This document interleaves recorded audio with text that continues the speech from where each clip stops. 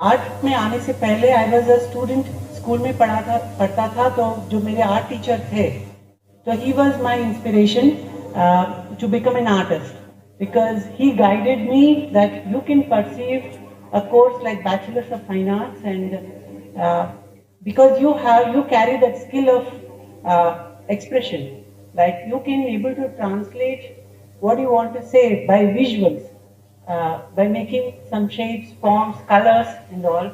So that helped me to perceive a fine arts education. So first milestone is a teacher, I believe, because आप अगर सही गुरु के under आ जाते हैं, उसका जो रूप धाराएं होती है वो एकदम ठीक ठाक बैठ जाता है. तो I would like to give credits to my guru, like Hemant Kumar sir, जो मेरे ड्राइंग टीचर थे, है अभी भी, और मैं अभी भी उनसे मिलता हूँ और हम साथ में भी काम करते हैं.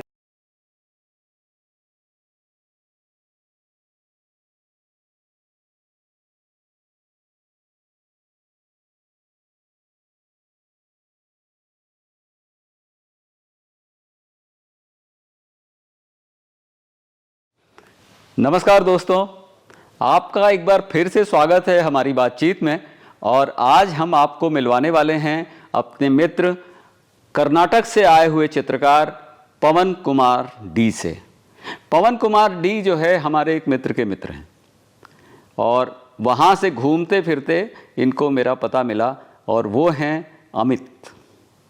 अमित जो है रहते हैं गुलबर्गा में, और पवन ने भी अपनी पढ़ाई गुलबर्गा से ही की है। अमित मेरे बहुत प्यारे दोस्त हैं और मेरे चित्रकला में वो मुझे बहुत प्रोत्साहित करते रहते हैं। तो अब मेरा भी फ़र्ज़ है कि मैं उनके मित्रों को प्रोत्साहित करूं। तो ये सोचते हुए मैं आपको मिलवाना चाहता हूं पवन कुमार डी से। यहाँ हमारे स्टूडियो में हमने उनसे बहुत सी बातें की, उनकी चित्रकला के बारे में और दिल्ली के बारे में। तो जब आप बोल रहे थे कि दिल्ली आए तो आप कैसा लगा? पहली बात तो मैं जब घर से निकला बाहर, तो मुझे पता नहीं कि मैं फिर वापस जाऊंगा कि नहीं वो घर। तो मैं उधर से शुरू करना चाहता हूँ, दिल्ली आने से पहले। फिर मैंने अपने घर को देखा, फिर मैं बाहर आ गया, घर से बाहर तो मैं निकल गया। और जब दिल्ली आया तो इतना भरा हुआ शहर, और इतने सारे लोग, और जब मैं आया तो बहुत हरा भरा था और बारिश हो रही थी, और बहुत सारे फूल देखा मैंने दिल्ली में, बहुत तरीके के फूल जो मुझे बहुत पसंद आए, जहाँ पे हैदराबाद में उतना फूल नहीं मिलता देखने के लिए जो दिल्ली में देखने को मिला। और हैदराबाद में सिर्फ लोटस बहुत फेमस है, क्योंकि छोटे छोटे जो पॉन्ड होते हैं, तालाब होते हैं, तो उसमें से अभी वो भी नहीं रहे, बहुत कम एनक्रोचमेंट की वजह से वो तालाब भी बंद हो गए और सब हो गए। पर इधर तो मुझे अच्छा लग रहा है। दिल्ली कई एरिया साफ़ सुथरा है, बहुत साफ़ सफाई तो देखा मैंने। और जहाँ पे मैं रह रहा हूँ उधर थोड़ी बहुत गंदगी है, थोड़ा बहुत ड्रेनेज प्रॉब्लम होता है। और जब खुद के पैसे से रहना शुरू करोगे आप, तो तो कम पैसे की जगह पे आप जहाँ रह रहे हो, तो उधर बहुत सारे फैसिलिटीज़ नहीं होते, जैसे हवा, लाइट, ये सब चीज़ों की प्रॉब्लम होती है। तो मैं उस जगह में रह रहा हूँ अभी, जहाँ पे हवा नहीं है, लाइट नहीं है, ठीक तरह से पानी नहीं है, और मुझे कोई देने वाला नहीं है, मुझे हर चीज़ अपने आप से करना पड़ता है। तो ये सब चीज़ें जो अनुभव हो रहा है मुझे दिल्ली में आके, दिल्ली में जो स्टूडियो है, गढ़ी आर्ट स्टूडियो, तो जब हम लोग पढ़ाई कर रहे थे तो तब हमने पढ़ाई किया था कि ऐसे दिल्ली में स्टूडियो होता है, कनोरिया स्टूडियो होता है, भारत भवन स्टूडियो होता है, जहाँ पे आप काम कर सकते हो कलाकार आके। तो मैं फिर हिस्ट्री से और मेरे पहले लर्निंग से मैंने दिल्ली आया हूँ। तो गढ़ी स्टूडियो का अच्छा ये लगा कि मुझे उसमें जो स्पेस है बहुत सुंदर है। जो आपको स्पेस तो कम है, आर्टिस्ट को जो दिया गया जो जगह है छोटा है, भले ही वो 8 बाय 10 का जगह है, पर ये ज़रूरी नहीं है कि आप उसी जगह पे काम करो। तो मैं वो जगह से ज़्यादा मैं कुछ और भी देख रहा हूँ, जैसे बाहर का जो माहौल है, जैसे जो एनवायरनमेंट चेंज होता है, बारिश होता है, बहुत गर्मी होती है, बहुत पोल्यूशंस होता है, पोल्यूशन दिखता है, और बहुत सारा जो अनुभव है वो स्टूडियो के बाहर ही होता है। स्टूडियो के अंदर तो आपको कुछ इंस्पिरेशन ही नहीं मिलता है, आपको सिर्फ फिर से अपने आप को अनुभव करके फिर पेंट करना होता है। पर स्टूडियो के जो बाहर जो एरिया होता है आपको बहुत इंस्पायर करता है काम करने के लिए। ऐसा बोलता है कि मुझे देखो, मुझे छुओ, मुझे टच करो, मुझे स्मेल करो, अ, और अ, उसको पेंट करो। तो ये सब जो अनुभूति है मुझसे हो रही है या भाव हो रहा है, तो मैं उसको एंजॉय कर रहा हूँ और मैं काम कर रहा हूँ। किस तरह का परिवर्तन आपके काम में आया? यहाँ आने के बाद काम कुछ बदला है या थिंकिंग प्रोसेस बदली है, या किस तरह का चेंज, और आप क्या एक्सपेक्ट करके आए थे यहाँ? पहली बात, जो एक्सपेक्टेशन तो मैं कुछ नहीं कर रहा हूँ, क्योंकि कोशिश रहता है कि बड़े शहरों में जाएंगे तो आप किसी लोगों से मिल लेंगे और कुछ आप अपना काम दिखाओगे, काम सेल करोगे, या फिर कुछ पैसे आप घर लेके जाओगे। पर मेरा एक्सपेक्टेशन, ये तो स्वाभाविक ये होता है, चिंतन होता है कोई कलाकार का या कोई स्ट्रगलिंग आर्टिस्ट का। पर मैं भी उसी झांसे में हूँ। पर मेरे को कुछ ऐसा कुछ नहीं है कि मैं कुछ लेके जाऊँ। मुझे तो कलाकार का जो जीवन है, कुछ लेने से कुछ नहीं होता है, उसका तो सिर्फ देना होता है।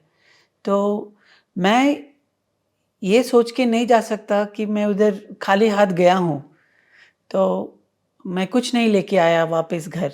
ये तो मुझे खाली हाथ ही जाना है। तो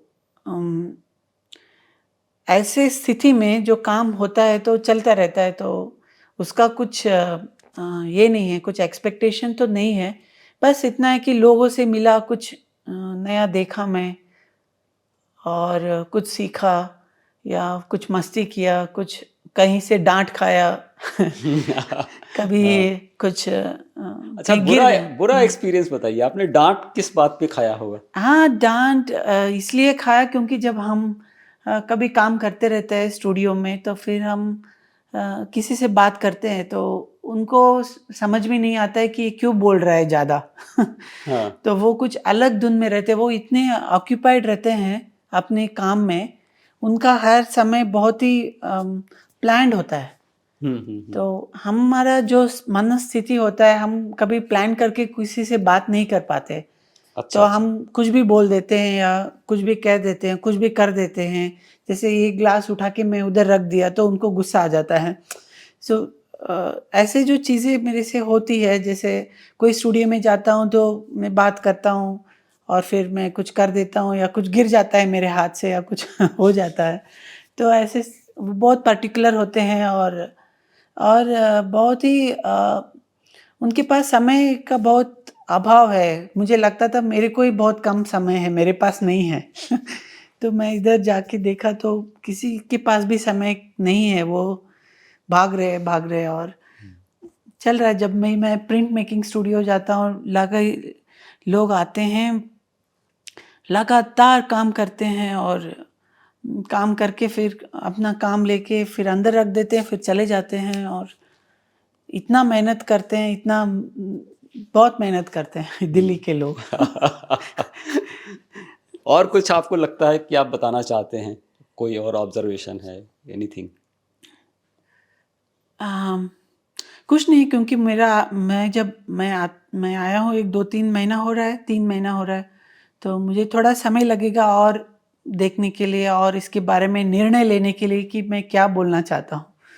अभी तो मैं तो एक्सपीरियंस कर रहा हूँ, और जो भी कर रहा हूँ वो तो मैं एवरीडे काम करके मैं अपनी पेंटिंग में डाल रहा हूँ। कभी-कभी मुझे छोटा-मोटा एक्सपीरियंस, जैसे कि मुझे मेरे रूम में लाइट नहीं दिखता है, तो मैं जब बाहर आता हूँ तो लाइट देखता हूँ तो मैं बहुत इंस्पायर होता हूँ, मुझे बहुत खुशी होती है। जैसे हवा नहीं चलती है रूम में, जब मैं बाहर आता हूँ तो जो हवा मेरे से छू के जाती है, तो मुझे बहुत अच्छा लगता है। तो वो वो सब चीज़ों को मैं कोशिश कर रहा हूँ कि वो पेंट करूँ और ये करूँ, और बाकी कुछ मैं क्या दे सकता हूँ। दिल्ली तो बड़ा शहर है और बड़े लोगों का, बड़े सपनों का शहर है, तो मैं तो एक बहुत मामूली सा बंदा हूँ।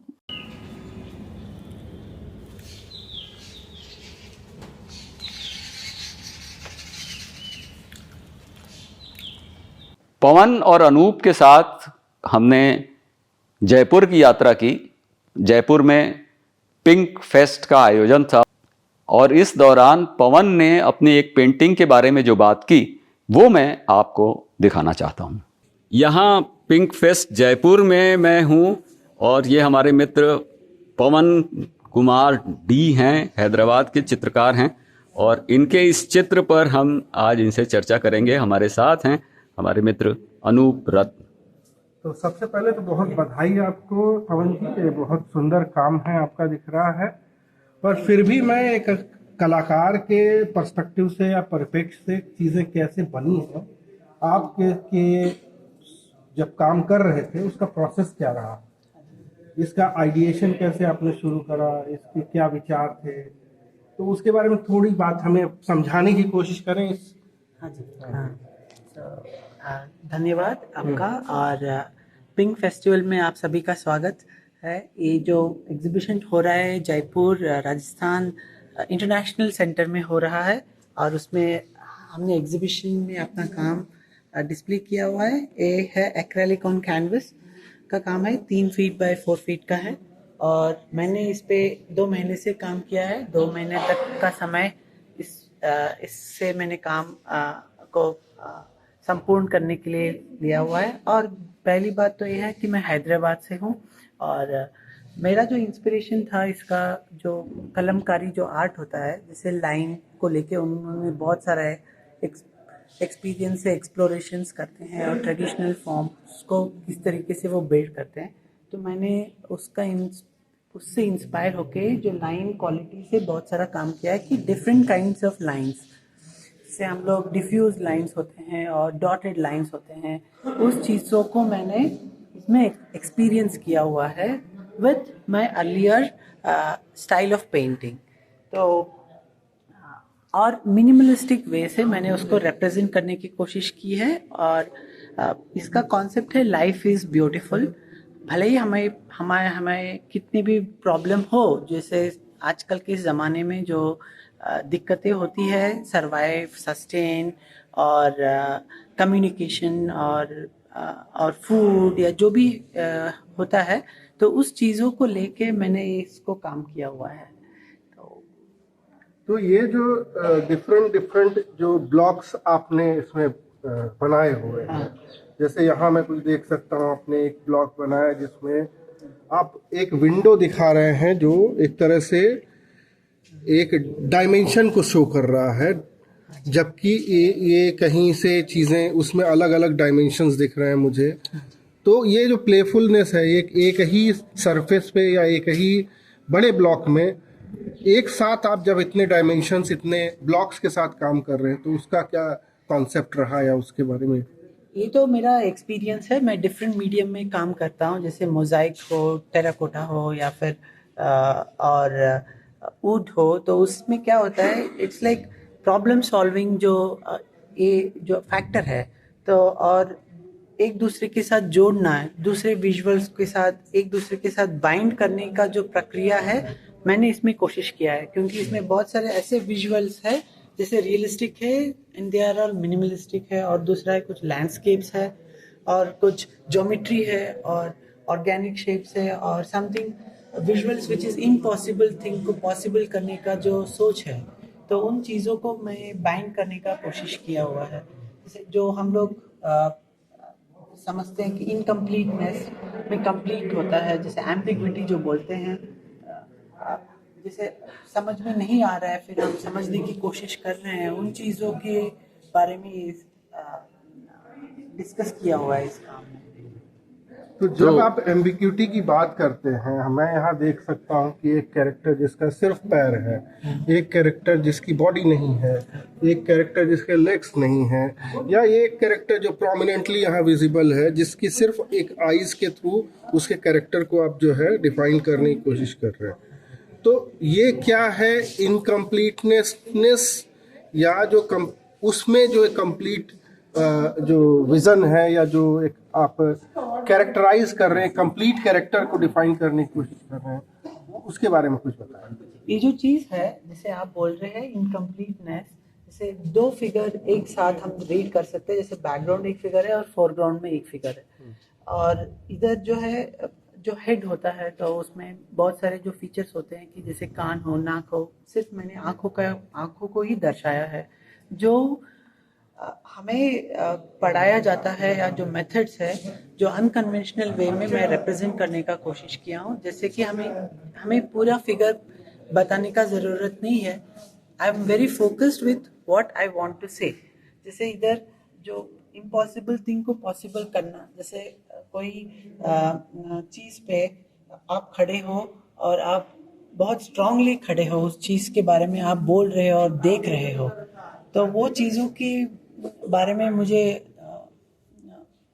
दर्शाने का कोशिश किया। जैसे इधर जो आप पूछे कि ऊपर का बॉडी नहीं है, तो मुझे लगा सिर्फ पैरों का जो मूवमेंट है वही काफ़ी हो सकता है कि मुझे ऊपर का बॉडी ज़रूरत नहीं, क्योंकि इस इमेज मेकिंग में it is looking very complete, तो मुझे और इसको नरेटिव करने का जरूरत नहीं है।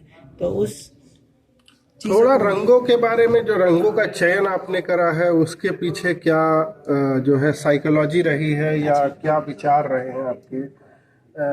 जब जैसा मैं देख सकता हूँ हरे रंग का इस्तेमाल डोमिनेटिंग है, हालांकि आपने बाकी ब्लू के भी अलग अलग टोन्स यूज करे हुए हैं, पिंक भी है कई जगह प्रोमिनेंटली।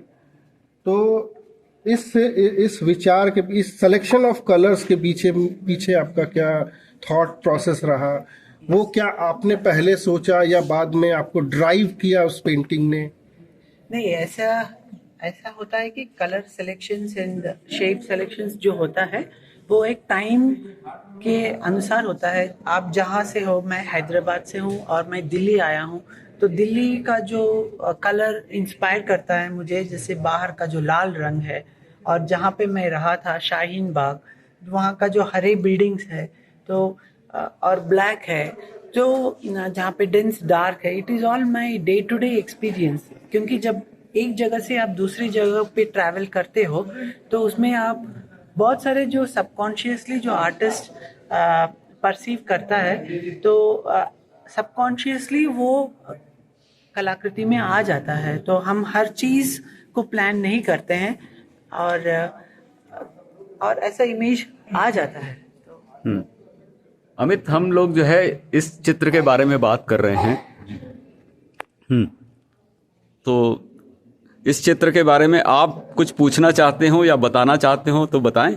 नहीं, मुझे तो पवन ही बताएं कि पवन ने क्या सोचा है। मुझे एक नैरेटिव पूरा इसमें दिखाई देता है, एक पूरा कथानक जिसको हम बोलते हैं, तो वो कहीं ना कहीं पूरी स्टोरी जो है, और जो हमारे इंडियन आर्ट का एक बहुत मेजर एलिमेंट है, चाहे एंशिएंट इंडियन आर्ट हो, चाहे मिनिएचर हो, चाहे हमारी जो चित्र शैली हो, प्राचीन चित्र शैली हो जिसे हम अजंता कहते हैं, या शीतल वासना, या फिर बाघ, तो उस कहीं ना कहीं ये सब सब्जेक्ट बड़ा कंटेम्प्ररी है, लेकिन जो स्टोरी का जो टेलिंग का पवन का जो स्वभाव है, और पवन जहाँ से आते हैं, जिस रीजन से, तेलंगाना का जो रीजन है, चाहे हैदराबाद तो ठीक है आज तो अब बने, लेकिन जो दक्षिण का वो भाग है वो कहानियों को लेके बहुत इंपॉर्टेंट है। तो पवन, इसमें कुछ कहानी दिख रही है, आप कुछ शेयर करिए।